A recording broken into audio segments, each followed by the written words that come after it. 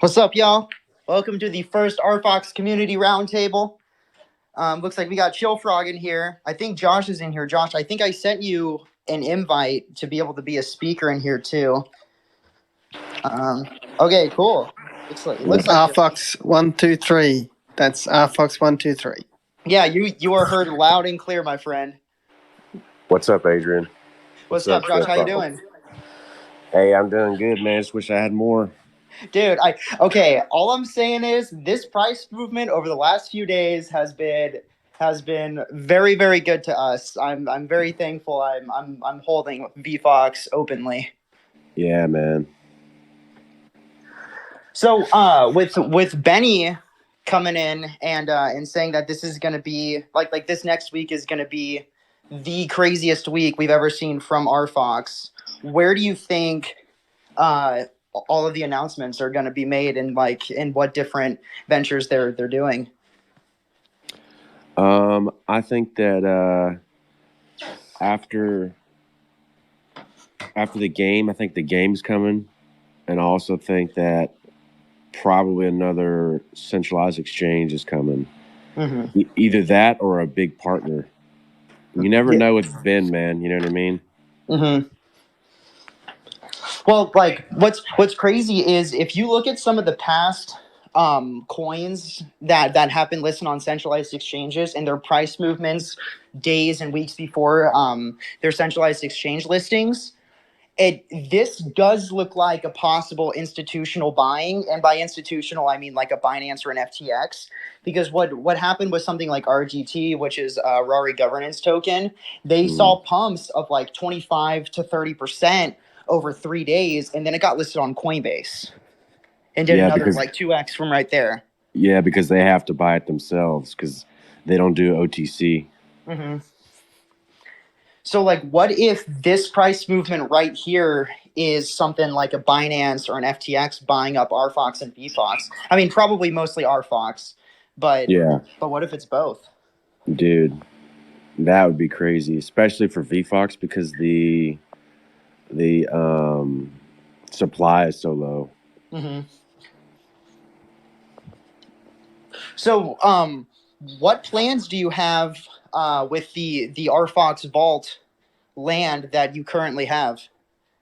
So for me, man, I plan on obviously it's going to be a community shop, and as RFOX gets bigger, I'm going to see if we can start partnering with like AMC or Netflix or Hulu or HBO Max and try to get like a movie theater type thing set up so where we could all go watch a movie together in the vault. I think that would be great. And then also just to for like people that couldn't afford their own vault, like I've said before, anybody can list in my vault, and then I just take 10% of the sale, and that's it. Oh, cool. Yeah, so for people that couldn't afford to spend 2 million RFOX on a vault, I just want to be able to help as many people as I can, and I think that will kind of give people the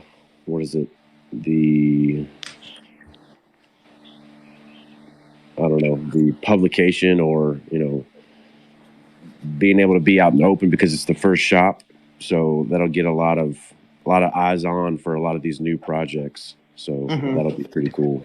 Do you think we're going to see an announcement for the next RFOX Vault land sale this week? Like the actual date? Yeah, well, it's got to be coming soon, so they'll probably announce it this week too. I mean, I thought I heard it. I thought I heard it in the roadmap somewhere like a few weeks ago.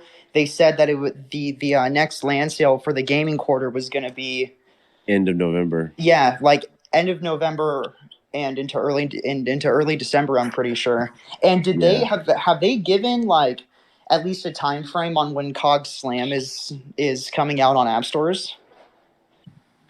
They said. Yeah, go ahead, G-Dog. I'll just jump in. Sorry, Josh. They've said that we should be seeing the game end of month.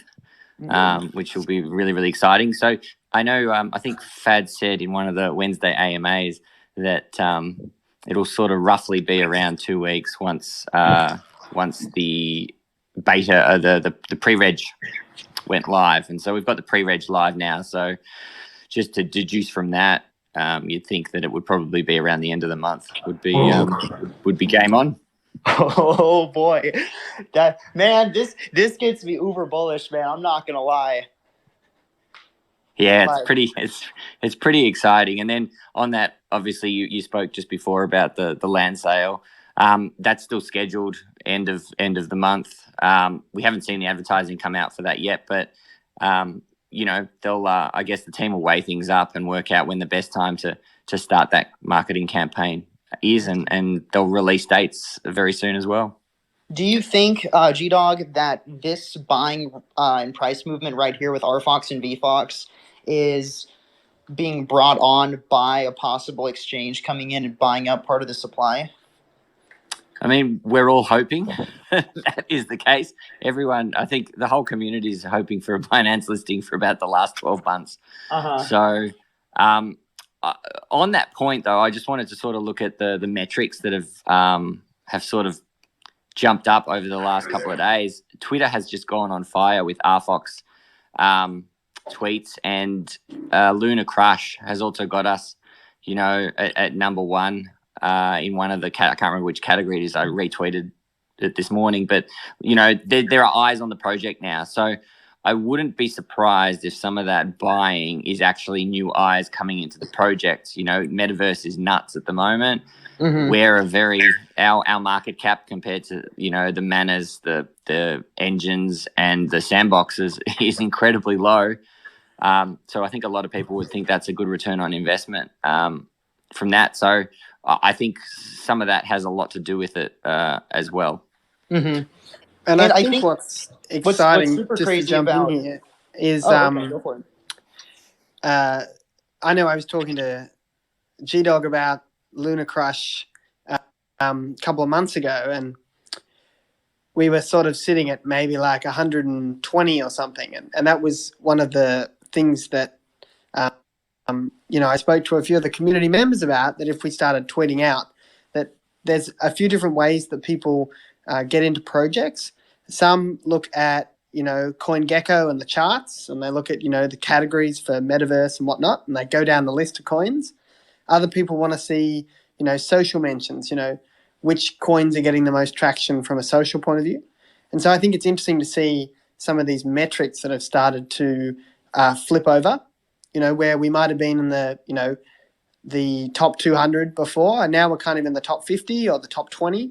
And I think once you get that traction, it's very hard to go back, right? Because if we, let's say we double in the next week, then all of a sudden these these Twitter sites start reporting that we're the top gainer of a metaverse coin. And generally for retail buyers, they're often late to the party. So they'll often jump on a coin that has doubled or tripled. That was certainly my experience when I first joined the space. You sort of watch something for like 3 weeks and you see it double and triple. And then once it's doubled or tripled, you then kind of jump in because you think, oh, well, actually, it's, it started to run. And so I think it's kind of interesting. It's almost this like snowball that's rolling down a hill. Once you get that traction, you actually get more traction because you then get reported by more people, and more people are happy to jump in because it's gone up. Yeah, definitely. And what's also super crazy about RFOX specifically as a token and as a project is it's not just a metaverse coin, but it's an NFT platform, it's a gaming platform, and a media platform, and I'm sure they're working on many other ventures behind the scenes just to tie everything together.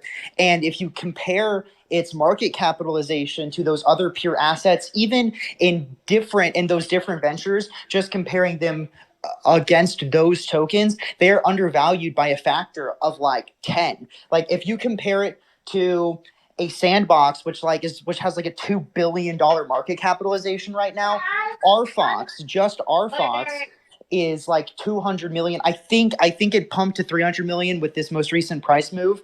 But still, that's like a factor of 6.5 times smaller than all of these other metaverse coins, and they're doing so much more. When you listen to the YouTubers talk about RFOX, they all miss something because it's so big, such a big ecosystem. They miss something. Some just call it a gaming company. Some just call it a metaverse. Some just call it NFTs. There's so much there, and it's just it's just way bigger than anyone could actually imagine. So I think once people and because of that, it's very hard to explain to someone new coming into the space, oh yeah, they do this, they do this, they do this, they do this. All of a sudden it's 7 companies. What's 7 other companies are trying to do. RedFox is doing it all in one. And so I think I think, there's comparisons there that could suggest that we're we're extremely undervalued because of that. But again, we don't have the products out just yet to warrant that. It's still we're waiting. We've seen bits of everything. We've played bits of everything. But once it actually comes out to market, I think that is when the eyes of the world will turn. And as the gift that we love to put up in our community is, there's a storm coming.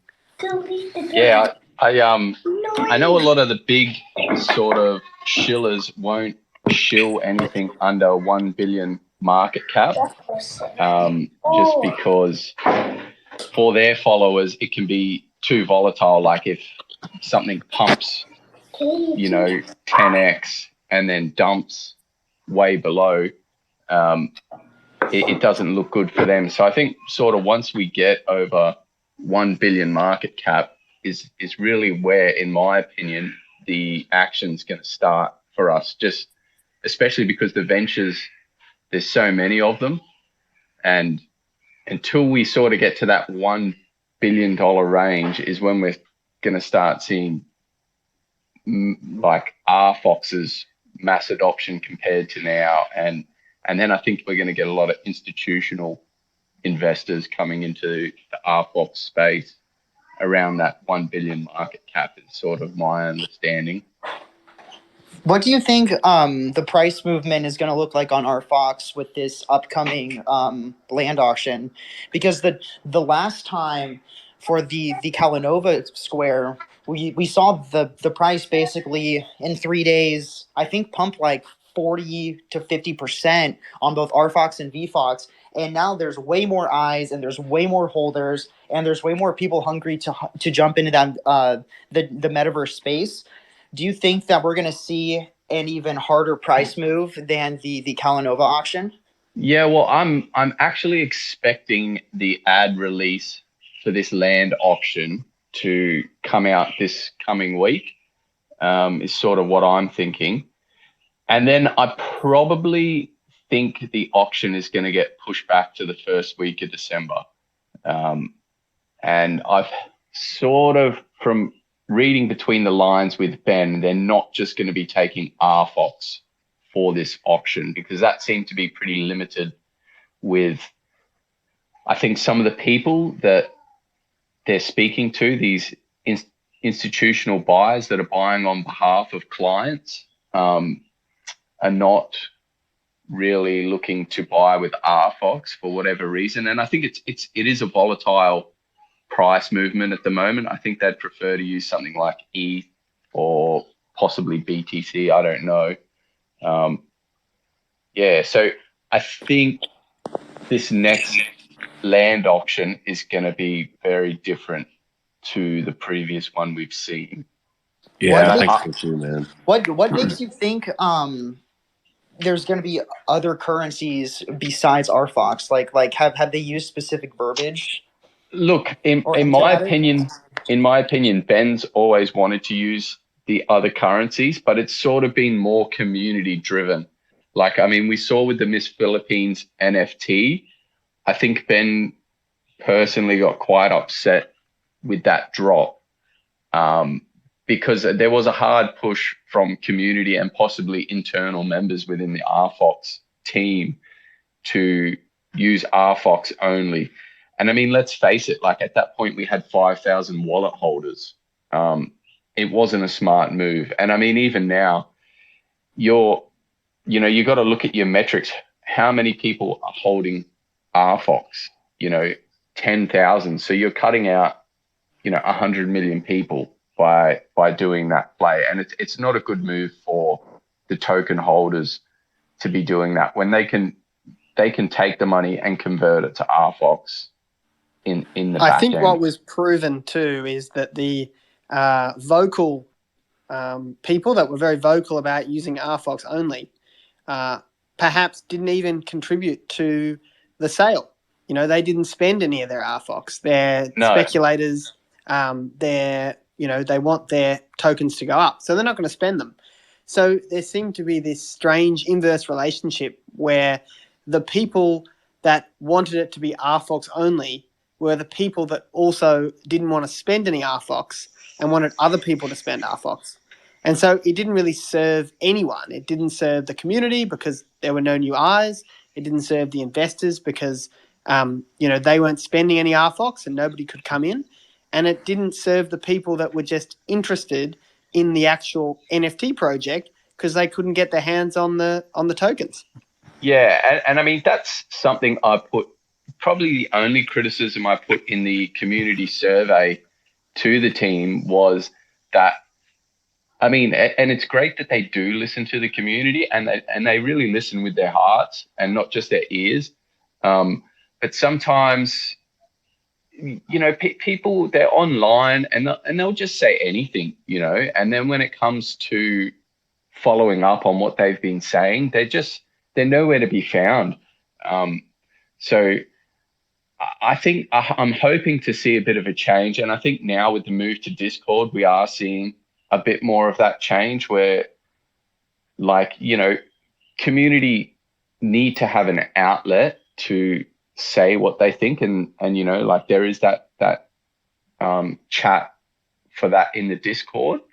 But, you know, realistically, the RFOX team are professionals. You know, they're seasoned veterans at what they do, and a lot of people that are talking online are just simply that, people talking online, you know, and they haven't looked at the data, they haven't looked at anything, you know, they just think for their bag only, like you were saying, Will. And so I honestly think that this coming auction, we won't just be taking RFOX. I mean, RFOX needs to be there to use to up its utility, but it's very limiting. It's like showing a blockbuster movie on a community radio station. There's no video and there's only like 2,000 people listening. So that's sort of my thoughts. I definitely think we'll see other tokens accepted in the auction. Do you think it's going to be cross-chain, like Binance Smart Chain as well? I'm hoping. Look, I think at the bare minimum, they need to accept ETH, because who doesn't have ETH? Who doesn't know how to get ETH? So I honestly think they should accept as many tokens as they can. You know, like, let's face it, that these are $1 million shops, USD, in my opinion. And if they're selling for anything less than that, there is something wrong with the rollout of the auction. That's, you know, I just can't see us, like, people getting shops for the price that shop one was sold for ever again. You know, it's just going to be crazy this next auction.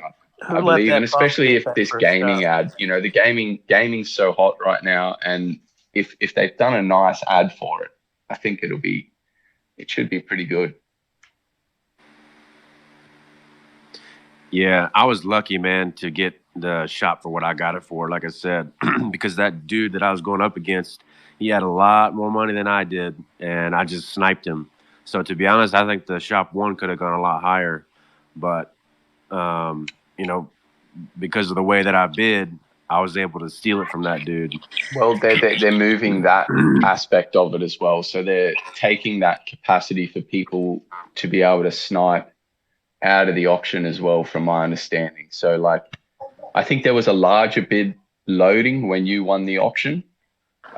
Yeah, there was. So Well, they my are making understanding, some and I'm not changes. sure the exact details of it, but if that's the case in this upcoming auction, that larger bid will take the auction out. So They are making some obvious changes. like, and I mean, I don't think people have thought about this too much, but after December, VFOX is going to go large. Like, we've got 75 lots for sale now.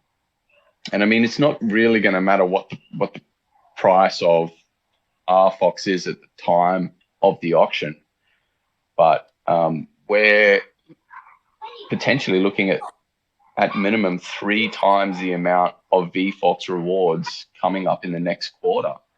So, you know, I know guys that are receiving 200 RFOX a day just in the VFOX staking pool, not even from the farm.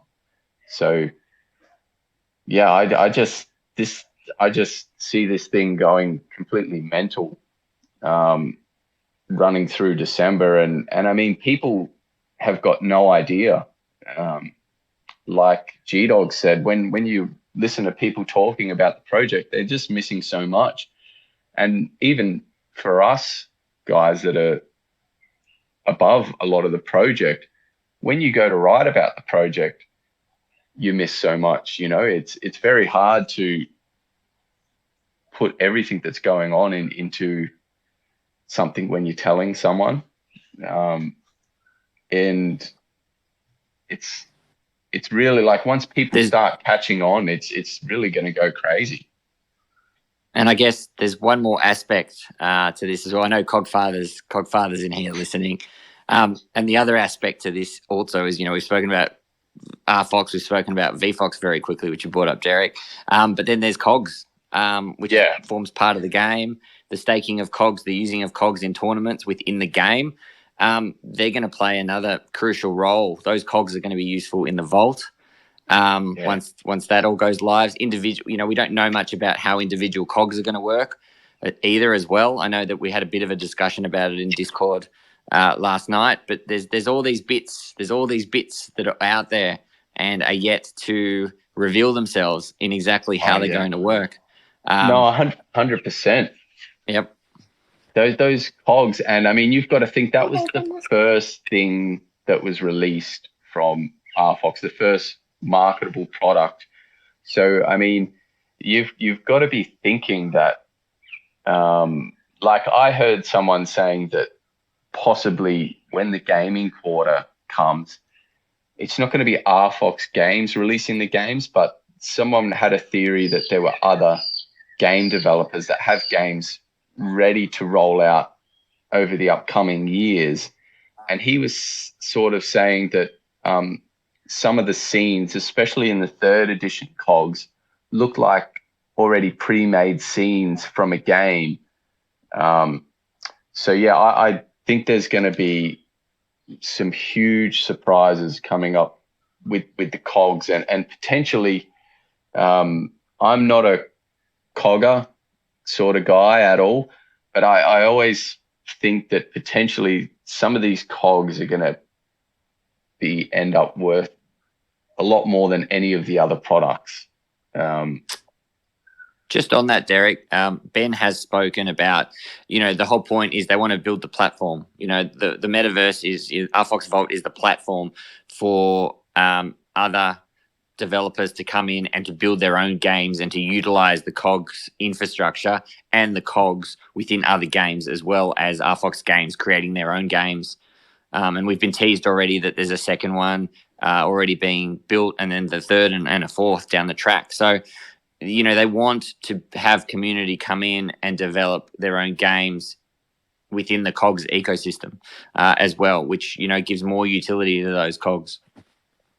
Yeah. But this person I was speaking to was saying that potentially these are already VR games that had been conceptualized around the time of making the COGS, and could already be under production now.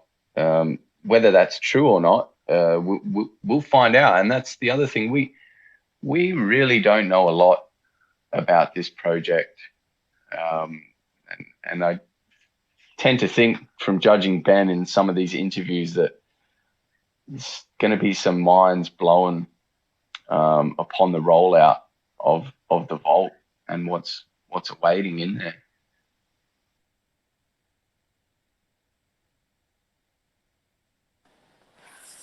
So, question for you all. When do we think that VFOX is going to flip RFOX's market cap? Oh, fuck, that's a good question. I think, man, I don't know, because like RFOX is the all-encompassing token. And I don't want to say like VFOX will never flip RFOX or anything like that. But I certainly think, because at least as of right now, and everything I've heard from Benny when I talked with him and everything he said in the AMAs and everything, it sounds like VFOX is strictly going to be tethered to the vault as a rewards token.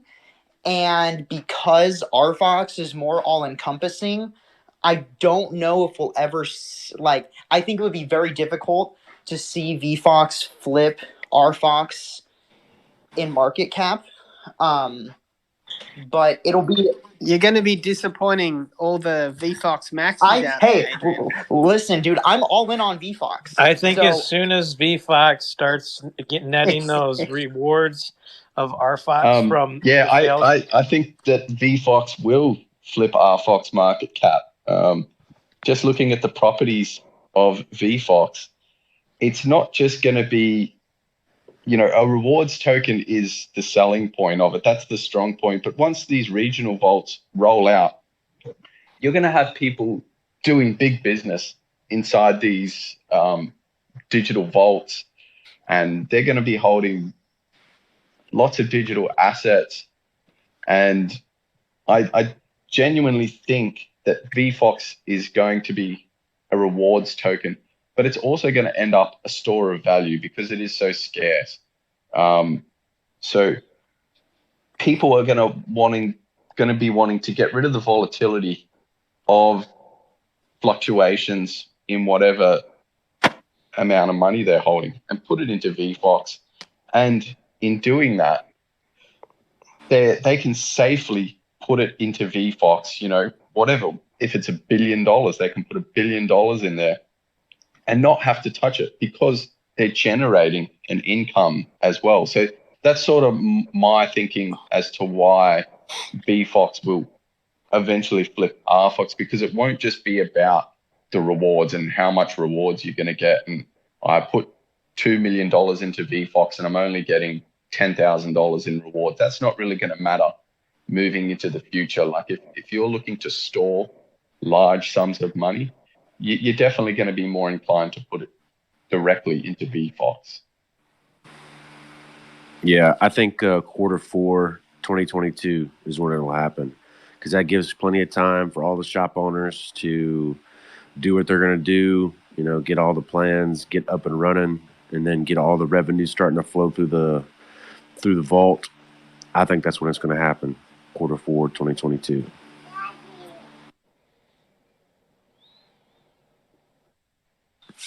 In a bull market, you want volatility. Like, volatility is good, and it increases your portfolio.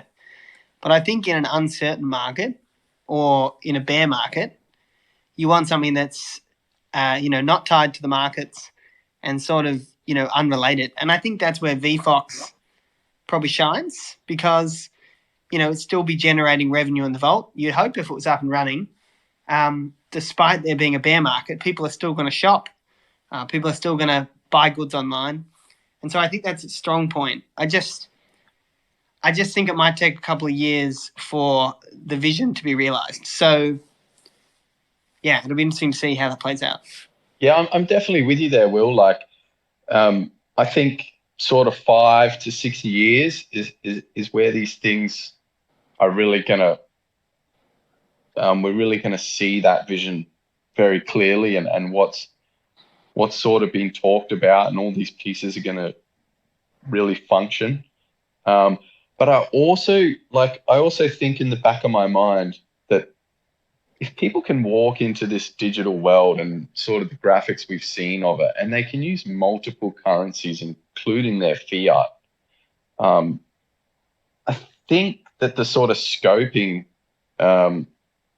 has been underestimated. And I mean, we'll see when it opens, but I do genuinely think from time to time that once this thing's open, it could get fairly crazy fairly quickly, but in going back, I do definitely agree with you that I think some of these things are going to be about 5 years down the track. Josh, do you think we're gonna see continuous VFOX price appreciation through 2022? Yes, because like Derek and Will was saying, man, because it's a limited supply and it's a store of value. I see it the same way. So, and that's why I also, all the profits that are going to be coming from the vault, or at least my vault shop, I'm going to roll back into VFOX. And I'm going to keep doing that forever because not only is it, part of the ecosystem and then everybody benefits from that, but it also generates RFOX and I can roll that back into VFOX. So it's kind of a win-win in my opinion. Mm-hmm. Do you plan on buying any more vault spaces when they drop, or are you just cool with the Calanova Square? To be honest, man, I don't think I'll be able to afford it. I think the big boys are going to be ready to roll next time, and I don't think, like Derek said, I don't think that they're going to just use RFOX because it limits who can buy. And, as kind of a testament to that, when I sold my 250 VFOX or 250,000 VFOX, the value at the time when I sold it was 150 or 160,000. By the time that I got it converted to RFOX and then swapped to BNB, it was about 115,000. So just that loss of that much value, that, big players aren't going to they're not going to deal with that. So they're going to be like, well, I'm not fucking touching that because, it's not worth it. The juice isn't worth the squeeze to them because, at the time, this was before the Facebook metaverse announcement. This was before, the metaverse is the cool thing. So, everybody's going to be like, well, fuck that. I'm not doing that shit. But I do think that they're going to use ETH for this new vault sale because, like Derek said, everybody's got ETH. Everybody knows where to get ETH. And all the big players have a stack of ETH just sitting, just waiting for something.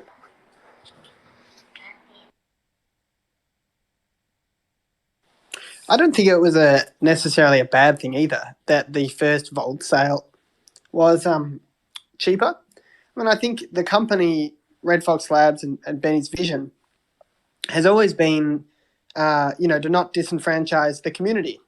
They want big players, but they also want community members. And so I think the fact that the first 25 shops have really gone to early adopters and community members, I don't think would worry them too much. It was really a chance to, try the processes out, roll out the ads, get the traction, see how the auction site worked, work out what the problems were.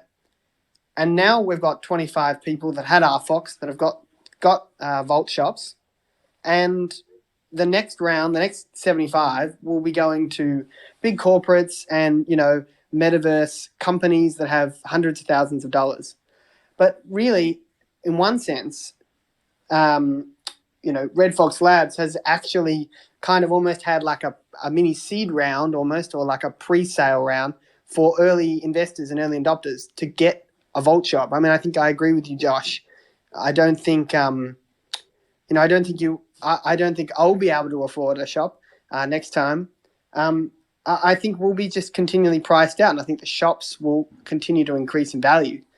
But it was kind of one way, kind of in an inverse fashion, where we were able to kind of get in on the ground floor and kind of give some shops away to community members without kind of, without unfairly disadvantaging other people. Yeah, I 100% agree there, Will, and I think it's a real testament to Ben being able to do that and have the brass balls to do stuff like that, because I mean, at the end of the day, there's a heap of people that have put a lot of money into RFOX and they want to see these quick returns, and for Ben to sort of stand his ground and give the community the benefit of the doubt every time is just really one of the reasons I really love this project as well. You know, it's awesome to see. I think another thing as well, so we've got 75 shops left to sell, and there's still another 3 quarters, and they're going to be broken down. And we've basically got 3 land sale auctions left, and it's always, I think, been Ben's idea from the start as well. The first 25 would probably go the cheapest, and the last 4 will probably be the most expensive. However, at the end of the day, down the track, when people start selling their shops, whether they want to move on or they just want to flip them, that first quarter of shops are probably going to end up being the most expensive shops going around on the market. So it's going to be very interesting to see how it all plays out and how the traction gains. We've already seen what the first shop sale can do, and it's going to be very interesting to see what the next one can do, and then the one after that, as the traction keeps gaining and RFOX becomes more, I guess, publicized, the more we go forward and the products drop. So it's going to be very interesting. Yeah, I just wanted to track back because I'm looking at Clogfather's logo here. And when I was talking about VFOX as a store of value, I also think that the cogs are going to become a store of value as well, sort of similar to what we see with the Bored Apes and people buying traditional art as a store of value. So I also think that's something to keep in mind, especially with the first editions. I think they're going to become extremely valuable very fast. Why do you think I really enjoy my first 25 ever minted? That only took 40 minutes to mention. I was waiting. But yeah, I think cogs are going to play a big role, especially with all the interoperability that the team is trying to do. The Bored Apes, because I've already got dudes that from the Bored Ape Yacht Club that want to list shit in my vault. So that's already going to be bringing value to everybody. Not just me in my vault. Everything that's sold in there. If you hold VFOX, you get hooked up too. So I think the more that this gets adopted, and the more that people find out about it and find out how easy it is to use, I think this project is really going to take off, and it's still like criminally undervalued. Like, it's unreal.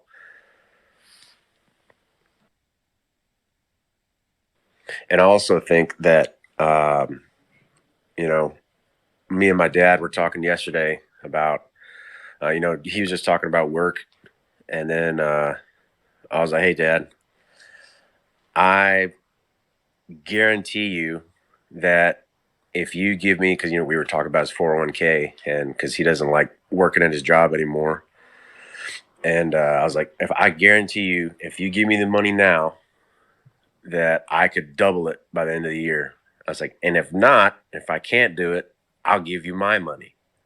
So that's how confident I am in RFOX and VFOX and RFOX Labs team, because it's just, they have so much shit going on, man. And now people are really starting to see it. And when Ben was talking about the Binance listing and meeting some of those wickets, if you've been paying attention, over the last 12 months or so, I don't know how long people have been around, but most have been around longer than me. So that Binance listing is just around the corner.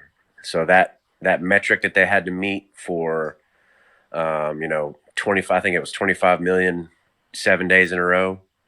And then, transactions amounts, they've been meeting those amounts. But like Ben said, Binance has not been tracking that. So hopefully they can retroactively, go back and look and reevaluate, because once that happens, once the list on Binance, then everybody's going to be like, oh yeah, I knew about RFOX. That's why I bought at $1.15. You know what I mean? So people are going to say, oh yeah, that's cute. I'm gonna be there on the ground floor, like when it just listed on Binance. Like, nah, dude, it was around way before that.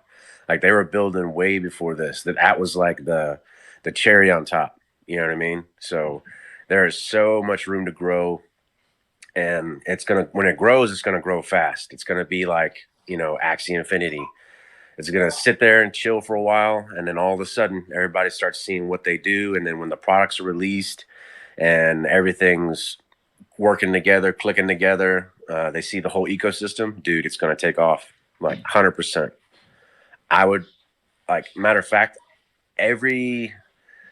besides the spell debacle, if everybody listening don't know what I did, I sold 250,000 VFOX to try to get more VFOX before the Facebook metaverse announcement came out.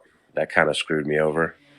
But so I sold it, tried to increase my position, and then Facebook dropped their metaverse announcement, and that gave awareness to all the metaverse projects, which is awesome. And and I'm not upset about that at all, because I still have some RFOX. I still got a vault, but the timing was a little shitty on my part. So, but lessons learned. But that just goes to show you how fast that can, that a project like RFOX can increase. So that was, maybe 2 to 3 weeks, maybe a month tops. So, and then RFOX went from, I think when I sold VFOX, it was at 60 cents, 55 cents, around there. So when I sold, it went from 60 or 55 down to 44. And then about 2 or 3 weeks later, it was at 70 cents or 80 cents. And then now, if you look at it today, it's over $2. So that just goes to show you how strong the project actually is. So once we get listed on Binance, like I said, I would not be surprised if we're in the $1 to $3 range for RFOX, and then the $10 to $30 range for VFOX. And the reason why I say that is because they're pretty much tied together. Do you know why? And I know Benny talked about this in one of his AMAs with Lenny, I'm pretty sure. But do you know why Binance hasn't counted the transactions? What was it, something to do with the staking or something like that? So I think they just weren't tracking the contract address. So and they weren't aware of the RFOX finance, because pretty much everybody I know that's like an OG that has a substantial amount of either RFOX or VFOX, or just knows about it, is using RFOX finance. Because why wouldn't you? Why would you not get free RFOX just for holding VFOX, or vice versa, get free VFOX for holding RFOX? I know guys that do both. Like, once you earn your RFOX, they put it in the RFOX pool and then earn VFOX with it. So, and it's a good example. It's a good example of another, I guess, institution of being asleep to the behemoth that is coming. Exactly, man. Because, like I said, and that run up, with the Facebook metaverse announcement, yeah, it was huge, but that was without anything being released. That is what the crazy thing is to me. So once they start releasing things, that's when it's going to start going crazy. That's when you're going to start seeing the Axie Infinity gains. And to be honest with you, I don't think it's going to matter if it's a bull market or a bear market, because fundamentals always win. If you look, even in a bear market, they may not be as drastic as a bull market, but when something releases and it's a quality product, there's still 10Xs, 20Xs during a bear market. So I think we'll still see, crazy gains throughout the next 5-6 years with RFOX and VFOX. Well, they'll be hitting on all cylinders, especially with just the game step in side. there. I tend to think that, if some of these Bored Ape Yacht Club holders and other big NFT holders are able to step into the vault with an avatar of their prized NFT, and like these guys have got some serious money. It's and then if there's like a weekend show or a Kanye West show or something like that happening, and they can all go there as their favorite NFT and have exclusivities within that show, it's just going to be completely insane. The product is so new, and so it's going to be so mind-bending, and it's really, people don't know it yet. And I mean, I know Mike has mentioned it before, that it's like that iPhone, iPad thing. Like, people didn't know it at the time, but once it was there, it was like, I need this. This is what I have been waiting for. And I really think the team do look at that. They're looking at the data and they're looking at metrics, and they've seen that this is what the data is telling the RFOX team that people actually want. They just don't realize it yet. It's like you think of KFC, but your feed has already beat you to the race. Like, I know those algorithms are out there that, and I really think that this is one of those products. It's just going to drop, and people are going to just go, wow, this is what I wanted. So, I think that some of the numbers we've been given are, and I mean, this is just pure speculation, and I don't base my investment strategies off of this, but I do think that a lot of the numbers we've been given are quite watered down compared to what we're going to see once this thing is in full flight, probably around March next year. Yeah, I think so too, man. Like I said, I wouldn't tell people to, look into the project and, hey, man, you might want to invest in this, but hey, it's not financial advice, blah, blah, blah, blah, yada, yakety schmackety. But there's no other project right now that meets all the requirements of an early solid project. So look at their market cap, right? So we already talked about that. So look at their market cap, look at all the products that they offer. So, a lot of other coins, they do one thing really well. They'll do that one thing really, really well, and that's great. But if you look at RFOX compared to what they're trying to do, the reason why I think they will bring so much more value than all these other metaverse coins or tokens or whatever is they do many things very, very well. So they have, I think it's 6 things. So instead of just a one-trick pony, they got 6 ways to make income. So 6 avenues of income flowing into the ecosystem. That is what I think is going to make RFOX the killer. Yep. Rich, did you want to add anything? I know you were trying to speak before. Well, Josh said it pretty well, but as far as the COGS are going to be the huge aspect, it's a lot of people have been knocking RFOX for a while because they view it as a wax project, and it's just not that. So that's where a lot of, I think, people like Kagian and stuff like that, there's been more than enough people telling him and other people with games, hey, look at Cog Slam, and they're just not getting that respect. And as well as Axis has been doing, there's still a high cost to get into that, and you have to find someone to hook you up with some Axis to play with. This concept of free play to earn and the target audience they're going for is just going to spread like wildfire. And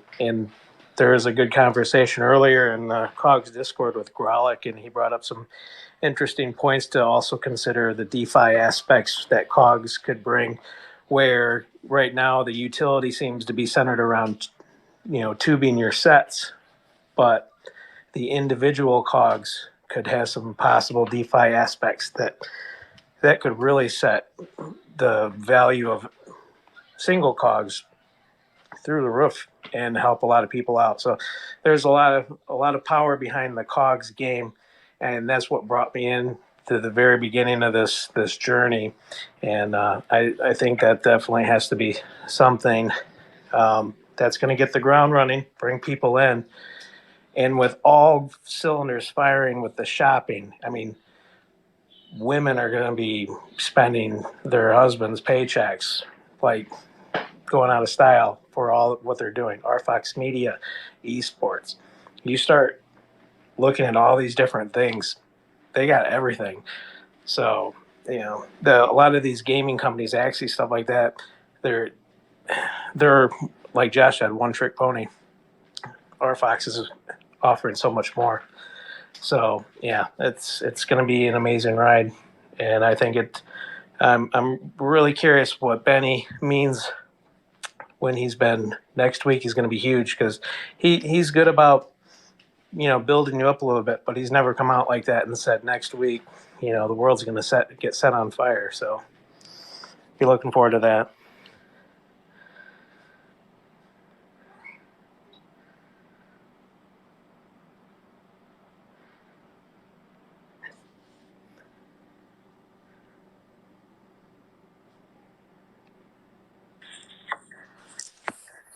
No, good thoughts, Richard. Yeah, I mean, I'm really interested to see what happens next week. Yeah, I think COGS is a good example. I think that's what really started it all off, and I don't think they probably get as much credit as they should. But when the game comes out, that'll be the real catalyst, I think. It'll be interesting to see because I think everyone has short memories. I think that's what I just try to remind myself, that in crypto, everyone's looking for short memories, short gains. So I wouldn't be surprised if we, have a release next week. We shoot up to 40 cents and we have some sell pressure because I think people are just trying to flip into whatever they think is going to be the next thing. So I wouldn't be shocked if we have some pullbacks in the short term. I think longer term, in the next kind of 12 months, 2 years, then we will have some stuff like that. But yeah, it'll be interesting to see how that plays short term. I think short term bullish, but the price doesn't always follow products, and products don't always follow price. So we could have a great announcement next week, but actually the market doesn't move at all, or the market can move for an announcement that we think is insignificant, but not move for an announcement that is more significant. So yeah, it'll be interesting to see how that plays out. So speaking of announcements that are significant, I think everyone here saw that the ICX partnership with RFOX Labs got pushed pretty heavily. What are your guys' thoughts on that? Like, how do you think ICX and that protocol is going to be helping to enhance the RFOX and VFOX ecosystem? So I'll be completely honest with you, man. Go ahead, G-Dog. I was just going to say, I think that partnership is going to bring in so much value in terms of one of the whole values of what Red Fox is trying to do, and that's interoperability. And it with the things that are coming out on ICX, and I can't say I'm an expert on ICX because I'm definitely not, but their ability to be interoperable with a whole bunch of the Polkadot ecosystem, you cannot rest on that. That is something that is going to be, I think, extremely valuable in the coming months and years ahead.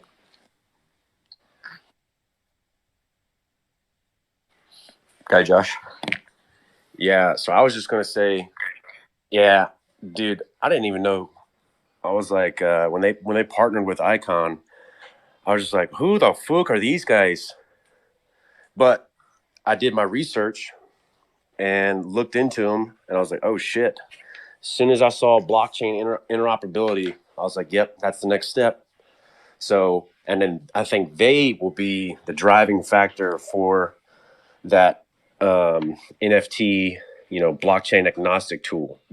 I can't prove that, but I think that, RFOX has been working closely with them for the past, however many months to get that done. So I think that partnership itself is going to be huge, man. Like, it's going to be massive. Credit there as well to that's Dave from Void Cyber. That's his doing. He was a big part of the negotiations with all that.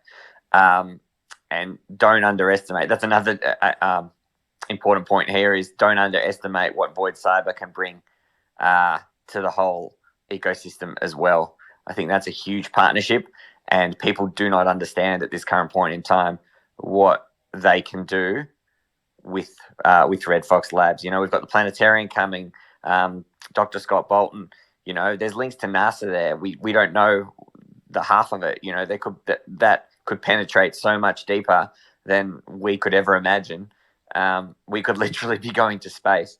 So there's the things that RFOX do may not appear to be beneficial at the time, but they're doing it for longevity and for things to happen down the track. So again, don't sleep on it.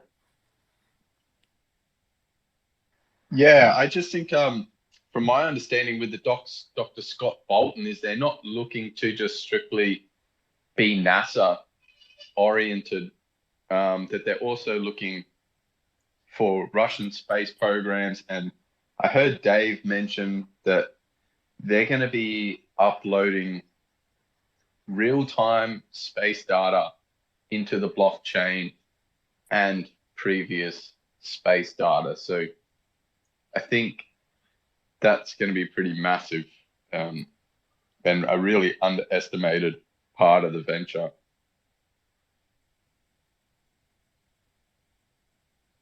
Yeah, and the thing that makes me the happiest is, guess where Void Cyber's at? In the vault, right next to my shop. So, is Calanova gonna have the stadium? Is that in Calanova? Calanova's got the planetarium. Oh, okay. Yep. What do you guys think? So, like, we were talking about the gaming quarter earlier in this spaces. Excuse me. And you guys were talking about how it was going to have different gaming projects in the gaming quarter, and those companies are going to have their different. Hey, yo, Adrian, when you're done twittering, you want to leave the basement room and come clean the freaking dishes? Okay, sorry. Better get those dishes clean. I know. But do you like? How do you think those games are going to be shown off in the gaming quarter? Could be potential. Each game could have a shop, or there could even be a shop that rotates different games depending on whether they want to buy a shop or whether a game wants to rent a shop. We've got to remember that RFOX will have 3. So there's 2 marquees in each shop, which the RFOX team give to the marquee clients. They can do anything they want with them. They can't sell them for 12 months. But then they've also got another 3 shops that they can rent out to whoever they wish. So there could potentially be rotations happening. There's going to be billboards and things. So there could be advertising. They could be advertising the games. There's potential. I think the speculation at the moment is that there'll probably be an esports stadium in the gaming quarter or something like that. So things could happen in there. Previews of games could happen in there. Actual tournaments could happen in there. There's so many different options that could possibly happen. It's hard to know how that's going to function at this point in time. Josh, what do you think Void Cyber is going to be doing in the Marquee Vault next year's? So, I mean, obviously they're going to be rotating through all the I guess the marquee clients or the big white label clients. So you'll be seeing NFTs from each of those, which will be awesome. So like I said, man, I think that's going to bring a lot of foot traffic to not only my vault but all the vaults around Void Cyber Shop too. And for shoppers, we were just talking about, Richard was just talking about, how everybody's wife is going to spend their husband's paycheck. Well, that's where they're going to do it at. They're not going to do it in the music quarter. They're not going to do it in the gaming quarter. They're going to do it in the Calanova quarter, because what do women shop for the most? Fashion shit. So they're going to go there. They're going to be buying Louis Vuitton fucking purses and shit, Nike freaking yoga pants. It's going to get unreal, man. People are going to be buying Burberry fucking purses from the vault. It's going to be insane, man. Yeah, just going back to what we were talking about earlier about, I suppose, underappreciated announcements. There's a lot of things that have been announced probably about, 6 to 9 months ago. There were kind of big announcements at the time that got shelved because of different priorities and whatnot.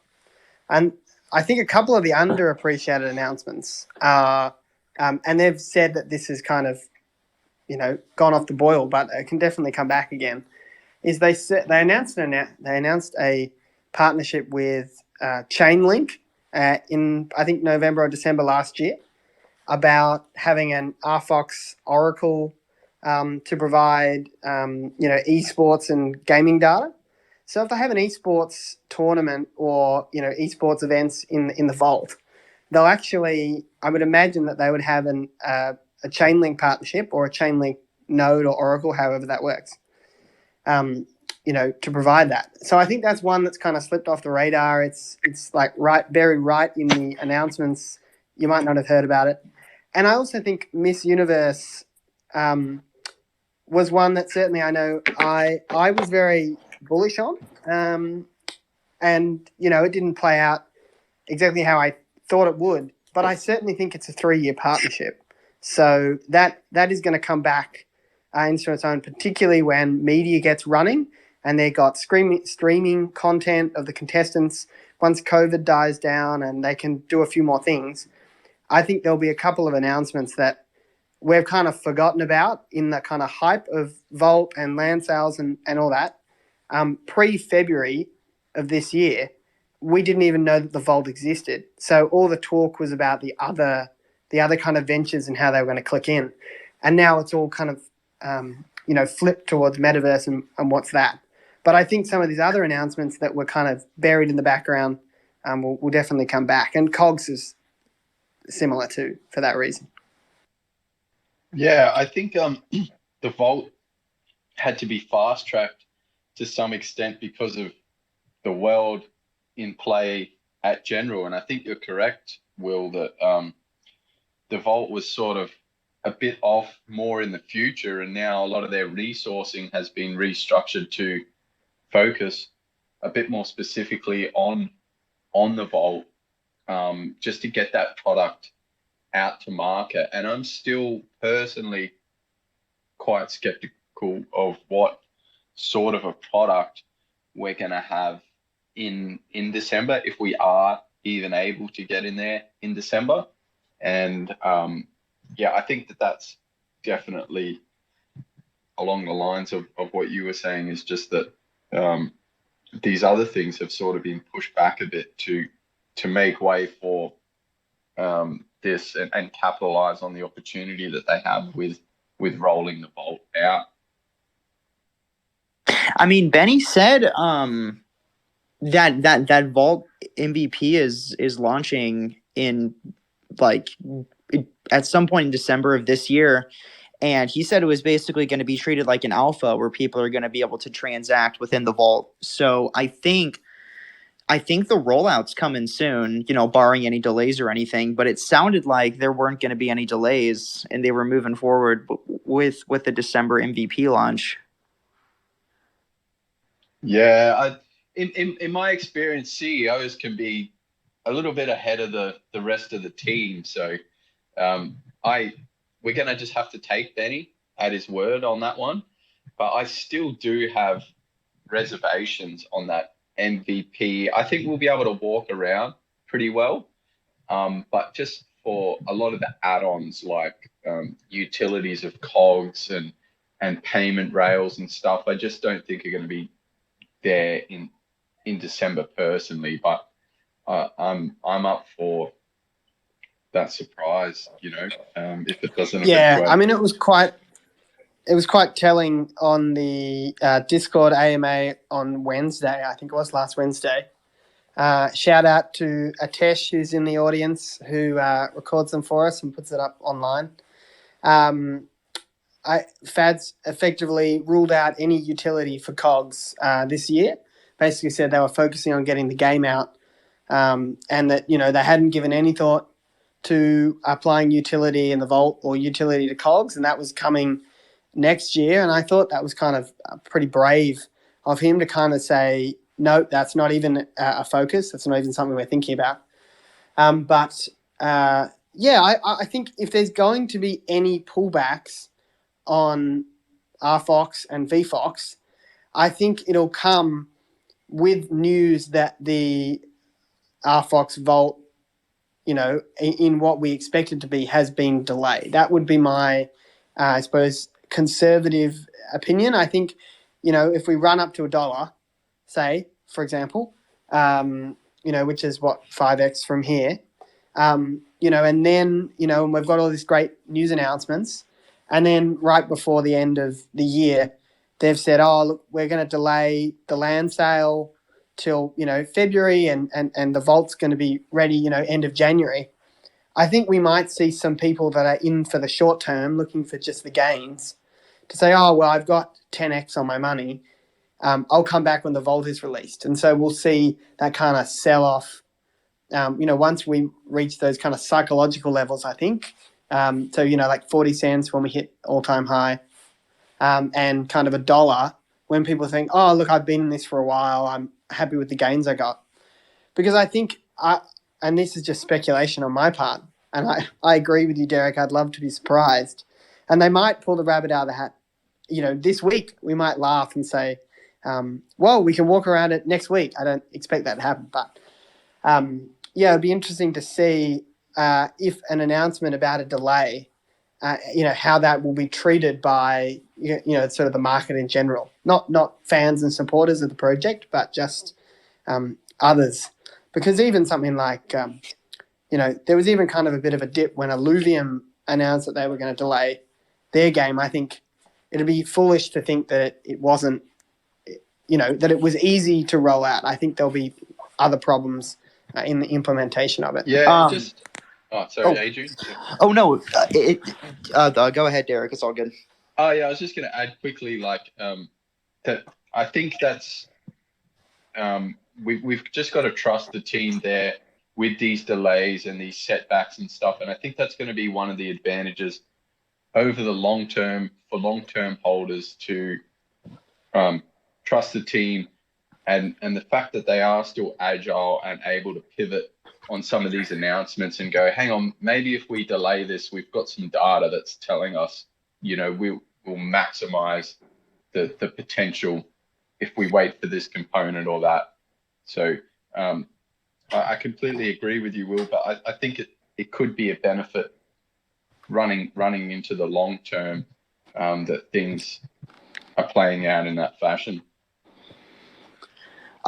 This next question is coming from Crypto Pump, and I guess he just commented under like one of the posts about the community roundtable. So he's saying that this price point, or that RFOX could do a 100 to 200x over a longer period of time, because RFOX, it's mostly focused in metaverse. Like, that's what a lot of people are mostly investing into right now, but it's very diverse in terms of what it can do with its NFT platform, with COGS, with RFOX Media, yada yada yada. Do you guys think it's going to be a top 3 metaverse token by the end of this run? Yeah, it's offering way more product, the services than Sandbox or any of the other ones. If you compare market caps, and there's no reason to think that RFOX is going to move that kind of move in that direction. Yeah, I definitely believe once some of these products are in operation, particularly COG Slam and the Vault, that people don't often look at network adoption as a price mover. But I definitely can't see VFOX in particular performing anything under than 1000x in a 4-year period from its initial launch. So, and I know it's crazy to imagine now, but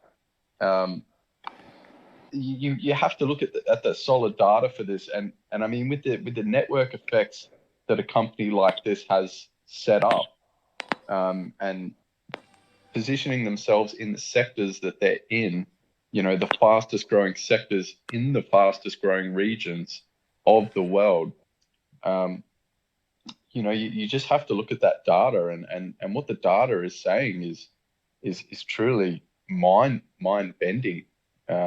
So hence why I'm always super bullish on this project. We're going to get pullbacks, we're going to get sell-offs, we're going to get delays, we're going to get all these things, but overall you look at something like BTC, and it really doesn't have much utility, and it's performed like a champion over the last since 2010, and I definitely expect RFOX and VFOX to perform better than that, like with price range. Yeah, and so one more thing about the COGS utility. So COGS is going to have utility in the Slam game. So, yeah, it may not be quote unquote generating money directly, but I do think that people are going to start buying more COGS that they like, just because they like the look of them, or different slammers because they want a certain slammer when they're playing against somebody else. Speaking of COG Slam and in that game, how many of you guys are pre-registered to be doing all the beta tests and everything? Okay, cool, Yeah. cool. So, is it just the game for right now, or are you able to like purchase COGs through the application and stuff and sell them? Because all the COGs you can purchase on Atomic Hub, or even the COGS website at the moment. So the in-game marketplace throughout closed beta didn't work. That wasn't something they were testing, but it's probably something that will probably be implemented once open beta rolls out. But right now, since was it September or October last year when first edition came out, you could be buying from them, and we've already had third edition come out, second and third edition out, and we've also had a special edition with Bad Days come out as well. So, and they're already starting to leak the in-game COGs that you can win, which is a whole nother edition as well.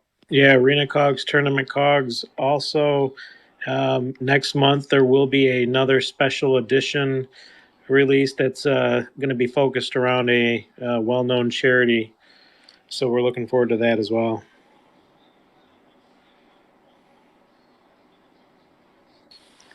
Speaking of the price discussion just before, yeah, look, I certainly think we can all talk about the utility and what we think it should be worth.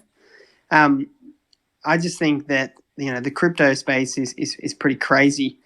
If we take a very obvious example, which people have used in the past, of Axie and the ASX token, it was 15 cents, pretty much the start of the year, and then it went up to sort of $2, $3, $4, and people were pretty stoked about that. You know, they were very happy with those gains.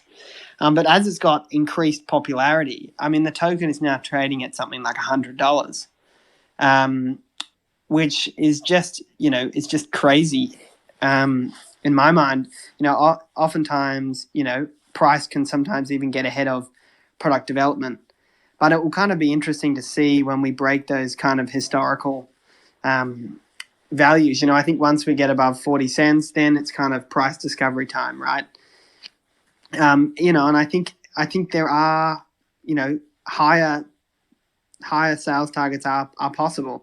I mean, I've got some sell orders placed, and I'm going to be, you know, selling some tokens and you know, taking some risk off the table and taking the initial capital out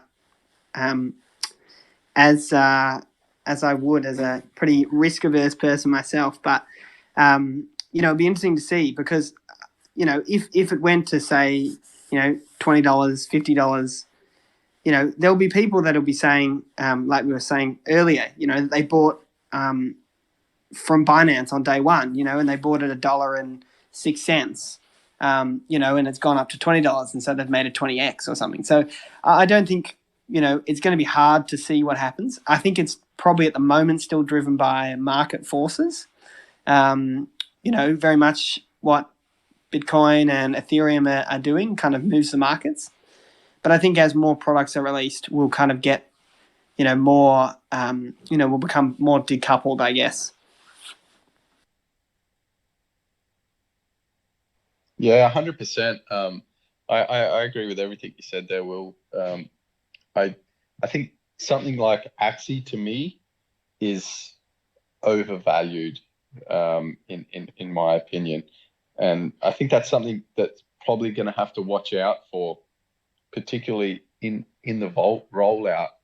But it is a hard thing to say, because it's such a new product that what is the value of that product?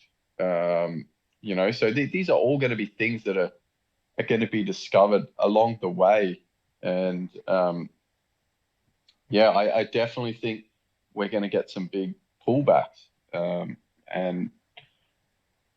But in the long term, and this company has a long-term vision. You know, I heard Dave and Benny openly discuss that they have a 20-year vision ready for the company, you know. So as a holder, I don't muck around with trading really, unless I'm had a couple of beers or something and I'm just speculating with a few $100s.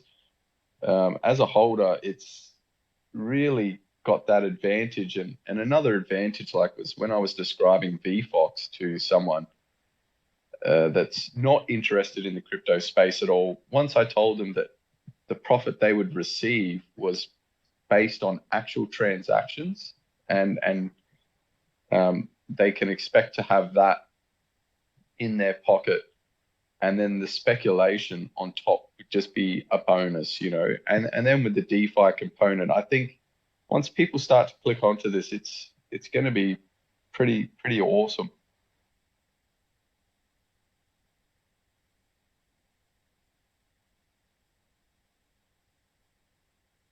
Yeah, I think the people that are in this room currently, I think the people in here, they're all the early adopters. I think, you know, we're still early. Metaverse is still early. RFOX is still early. But, you know, it's not going to be early forever. So it's going to be interesting. I'm excited, that's for sure. I mean, most of these guys, like you know, Josh, I know Derek, G-Dog, Cogfather, Mr. Flair, which, woo! I love Ric Flair, by the way.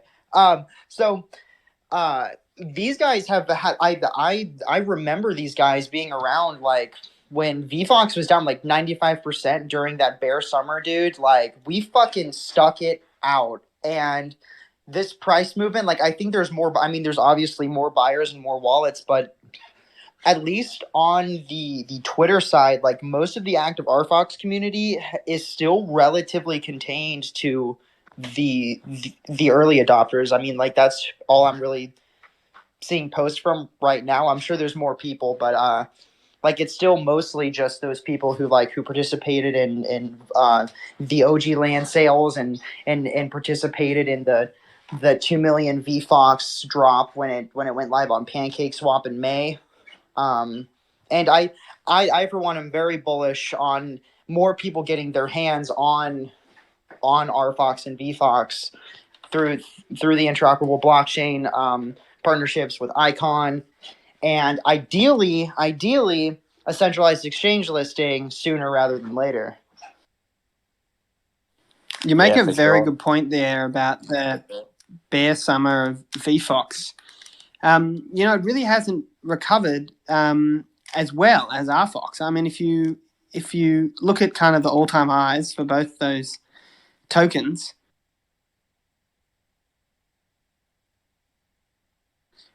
you've got a 37 cent, and and the token's trading around 20 cents now. So you're pretty much 50% of the way to all-time high. But when you're looking at VFOX, you've got pretty much an all-time high of probably, I haven't even looked, but like it's probably $6 or six something, and there was kind of a. I mean, I think at least on KuCoin, when RFOX went live on KuCoin, it pumped to like 50 cents. That was its first major wick. It wicked to like 50 cents, and I'm pretty sure VFOX. I think that VFOX wicked at least its highest on CoinGecko. It was like 528. So they like have been pretty tethered in terms of their price movement. It's basically since May been like 10 RFOX for 1 VFOX. That's kind of been the going rate. Yeah, it's just interesting that if the all-time high for VFOX is, let's say, $5 or $6, at $2 a VFOX, it's not even 50% there. So, there's still there's still a lot of room for VFOX to improve before it even hits its all-time high. And I think personally, as a bit of an RFOX maxi, think that VFOX will kind of lag behind a little bit. I think RFOX will front run the VFOX trade and hit all-time high first. But that's an interesting metric to see. If they both hit all-time high at the same time, within a day of each other, or whether one will lead. I don't think you can look at VFOX that way. VFOX right now is only way you can tie it to any value is whatever the exchange rate is in RFOX Finance. And, it's a 10-to-1 swap. So it's 10 times. Though the true value is going to start coming into it once we get the 15% from the land sales, once we start getting the 1%, and then any special events or whatever the case may be, where they might give a chunk. Once this vision comes true with the vault and everything, and then that value comes into the VFOX, that's when you're going to see the VFOX stand alone and have value outside of what RFOX is giving it. Because right now it's just tied to how many VFOX you can trade. Rich, I want to add to your point as well. The other thing is right now, the only place that you can get VFOX is on RFOX Finance, right? So there are no other ways that it can sort of be manipulated at this point in time. If VFOX gets listed on other exchanges, that opens up a whole bunch more people to it, a whole bunch more markets, and that can also sort of depeg the link with RFOX at the moment. So I think all that has to be taken into account in terms of value for VFOX at this current point in time. Do you think the team would let a significant portion of VFOX go to an exchange to where it could be listed, or do you think they'll try to keep that in-house? I haven't heard one way or the other. It's interesting. Yeah, no, that's completely interesting, because if an exchange wants to list it, they're going to have to buy it. There's no OTC deals, and RedFox don't hold any other than the initial liquidity they've got, which stays in the pool to swap. So it has to be bought if they want to buy it. We know how quickly that price will go up if you want to buy big portions of it. So it's a good point. I mean, I certainly think this most recent price movement, because like the only bullish news that may have driven, like basically over the last 2 days, like a 40 to 60% move on these coins. The only thing that like really could have driven it that was like made public was Benny saying this was going to be like a big week. And I don't know if that's like enough to substantially pump the price that much versus if you look at the volume over the last few days, it's been into the millions. Like or I mean, at least on RFOX, it's into like I think it hit like 20 million or like 25 million over the last few days, and that just reeks of a major buyer coming in, purchasing up so they can have liquidity for their automated market makers. And it's happened historically with like all these other major coins that have been listed by tier one exchanges. I mean, I said it before, but RGT and Rory Governance, that happened with them. Filecoin happened with them. Badger happened with them. Rook happened with them. Axie Infinity happened with them. But I don't think it'll be a surprise. When it happens, it won't be a surprise because we're all expecting it at some point. We wish it would happen sooner rather than later. But the price action may suggest that. It's hard to know. You can only go off the experiences that you've had with it in the past. So, but just from that perspective, if it won't be a surprise if it happens. He says he can't say anymore because he's under NDA. I'm just kidding. But if you if you look at the metrics, and one of the most interesting ones I saw recently was the top coin on KuCoin that was not listed on Binance, and it had a list of the coins. And RFOX was about number 5, I think, a week ago. And recently, it just took the number 1 spot. Now, in terms of exchanges and looking for fees, if I was from Binance and I was looking for which coins should we list next, I would be wanting to look at coins that have, the most volume on other exchanges that we don't have on our own exchange. And so I just think it's getting the right sort of eyes at the moment. All the metrics are there. I don't think it'll be a surprise. I think there will be, I don't know. Is it a good thing? It's probably a good thing for the speculators and the investors. But I think a huge pump for, up to $2.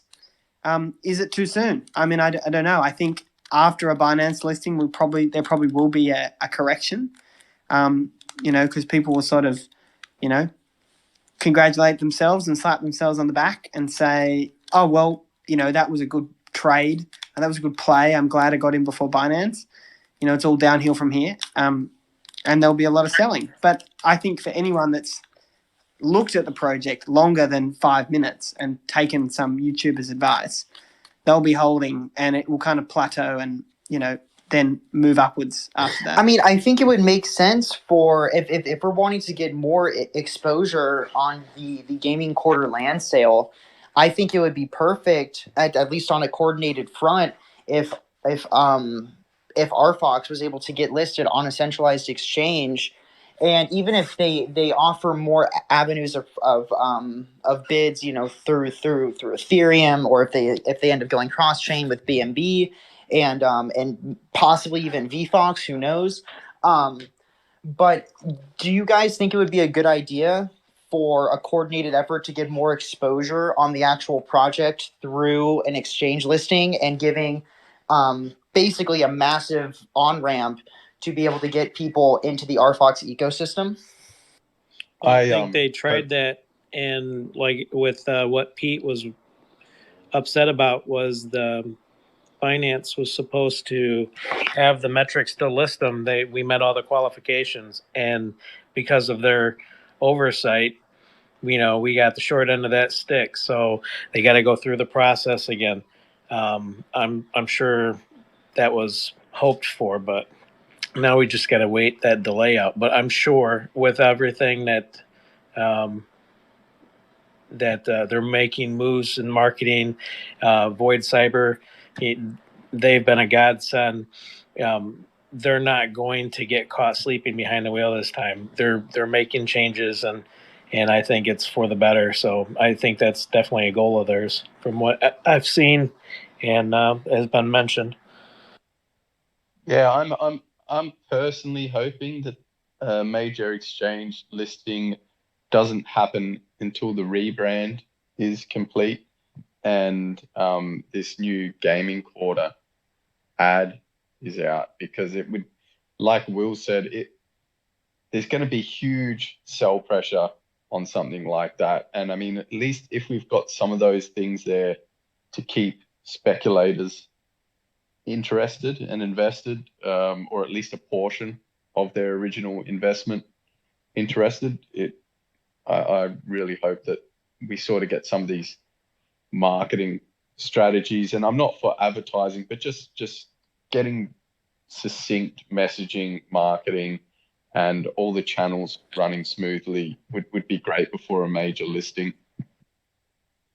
This is like pure speculation from my part, but it just wouldn't make sense, from just a random guy on the street, is my opinion. But it just wouldn't make sense to make major announcements a week, 2 weeks, even 3 weeks, despite how fast crypto moves, to announce major things before you're doing a rebrand. I'm almost certain, 99% certain, from a speculation point of view, that there are announcements that are ready to go, that are ready to rip, and to release, that they have held back. They're waiting for the rebrand. So, and I think that gives me more confidence to Ben's statement, which is next week is going to be the biggest week yet, because if they know they've got at least 1 or 2 announcements that they've been holding off, and there might be a couple of others that they hope will be finalized this week, then that would match the criteria. So I think, Fads was talking about, utility for cogs and, releasing the game, and said that, December was a very busy month for, RFOX Labs and all the different divisions. And he's obviously got that knowledge and understanding of what's happening with the other departments. I would be surprised if there wasn't, more announcements after the rebrand, that they weren't holding them back, for example. Do you know what sure. the rebrand is going to look like? We don't know anything about I think this project.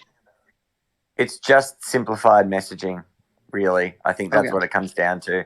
Just simplifying what it is, and I think that's already been spoken about a little bit. Just making it simple for people to understand what, RFOX is. Yeah, I hope so. I hope it is a lot simpler, because it's been quite confusing, even for us guys, trying to work out what's going on. And I think, we always got to keep in mind that there is a huge amount of information that we don't know. Like just massive. We must be the most speculative investors in the world, honestly, because there's just, what have we seen? Like a 30-second clip of a vault, so it's, and we all really tend to feel that we like Ben. So, I mean, obviously there's a lot more stuff there, but as a passer through, there's no way you're going to invest in something like this. So I really hope they nail this rebrand. I don't like paid advertising, but just like rebranding and getting the Twitter feeds all right, and all the websites nice, and making sure that there's more sort of community driven marketing stuff happening. I think I think the tweet that I just shared above, the simple maths, metaverse, gaming, P2E, NFTs, DeFi, and retail e-commerce, that's pretty much what RFOX VFOX is. And, a simple message like that, this is what we do, exactly, would be great. Yeah, no, that's really what they got to get it down to, instead of Vietnam's greatest venture builder in digital e-commerce space, it's just, especially with metaverse like, what? being so hot. Yeah, what? I'm not investing in anything in Vietnam. Yeah, so I've always used the analogy, that I think it made sense, right? 2 years ago, last year, they had to sell the sizzle and not the steak. They didn't have products, they were building them. They had to, identify the rationale and why they were doing it. And I think it's just an important pivot point in the company, that anyone that comes in doesn't need to know that they're a venture builder. They don't need to know that they have a DBOT model, where they design, build, operate, and then transfer. They don't need to know that, there's going to be, different things happening. They just need to know that, and that's kind of, I suppose, why I tried to write that article on Medium, and tried to say, really, RFOX Labs, they're a metaverse company. They're building a metaverse, that's going to include gaming and NFTs and DeFi, and so I think it'll be interesting to see what comes of it. I think they've received a lot of feedback from, VCs and other corporates and brands that they've tried to speak to. So it'll be interesting to see kind of what that looks like. But yeah, look, I've been fairly vocal in the past on my, when things haven't been, come out right. But I think there's certainly room to improve on messaging. When someone sees an announcement, what's the call to action? I think the products are always amazing. The products are, top notch. But the, how to use it, or the links to access the products, or the frequently asked questions guide, is missing, or it's announced on YouTube, but there's no announcement on the website. It's all those things that they're just missing. I sort of joked that before they were selling the sizzle and not the steak, and now they just seem to be selling the steak without any sizzle. They've kind of got to get both. They've got to get the kind of hype going and people's glands salivating, but also deliver food, deliver something tangible. yeah, Will, Will, just quickly. Sorry, Jerry, just quickly. For those wanting to read Will's article, I've linked it in one of the tweets above, so feel free to read it. Sorry, Derek, go for it. Yeah, I was just going to say that stuff like your article, Will, and the COGS clay competition, that's the sort of marketing I'm hoping to see. And then with just succinct messaging is going to be really sort of what I'm hoping to get. So, well, gentlemen, it's been fantastic talking with you guys. I've got to skedaddle. I don't know if I leave this spaces, if you guys can keep it going. But it's been, I got a flight too. Okay, cool. Well, it's been great talking to you guys. We should definitely do more of these, maybe a weekly occurrence. We will see. But I hope you all have a great rest of your day. All the best with the dishes, Adrian. Yeah, enjoy. Thank you. Take it easy, guys. Cheers, everyone.